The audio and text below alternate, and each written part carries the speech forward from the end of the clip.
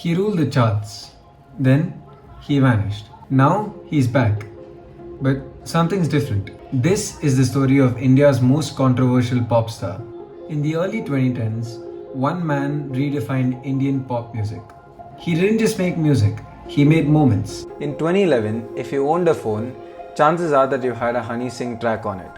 Brown Rang, High Heels, Dope Shop. These weren't just songs.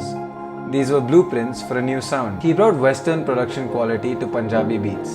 Heavy 808s, crisp synths, and rap hooks that broke into mainstream Bollywood. Before 2010, Indian music was either filmy, classical, or indie rock. And then, boom! Angrezi beat and Brown Rang release, and suddenly, Honey Singh becomes the genre. His tracks had an international polish. Sub-bass, crisp snares, processed vocals. You'd think they were made in LA, but they were actually made in Noida. And it wasn't just production, it was personality. Loud, flashy, and apologetic. His sunglasses were indoors, his lyrics were brash, and his branding was in your face. Songs like Dope Shop, High Heels, and Desi Kalakar weren't just hits, they were cultural resets. Suddenly, college kids were rapping in Punjabi. Bollywood producers were begging for a Honey Singh feature. Even Shah Rukh Khan called him in for Lungi Dance, an unofficial tribute to Rajinikanth that went on to become one of SRK's biggest promotional tracks ever. And in terms of reach, by 2014, Honey Singh wasn't just the biggest music artist in India, he was also the highest paid, 70 lakh per song, a record at the time. There were charts.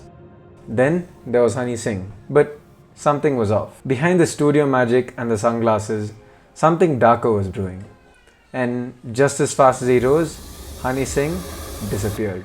From 2014 to 2016, fans were left guessing. Was it drugs? Was it rehab? Or was it ego? And here's the thing. In the age of 24/7 social media, disappearing is almost impossible. But Honey Singh disappeared. Some said he had a fight with Shah Rukh Khan. Others said he'd been blacklisted by Bollywood. But the truth was far more human and far more painful. In a rare interview years later, he admitted, "I was battling bipolar disorder. I didn't come out of my room for 18 months. Think about that. A man who was once flying private, doing shows in front of thousands, now couldn't face the mirror. He described hallucinations, insomnia, losing control of his body. And it wasn't just mental, it was public. The same media that celebrated his rise now turned brutal. Paparazzi videos called him washed. Social media said he fell off. Media headlines mocked his weight gain. But behind every fall off is a real human being crumbling. While the world was out dancing to the next Badshah or Raftar track, Honey Singh was trying to remember who he even was. That era was messy, ugly, quiet. But it was also the start of something else. Something rare. A resurrection.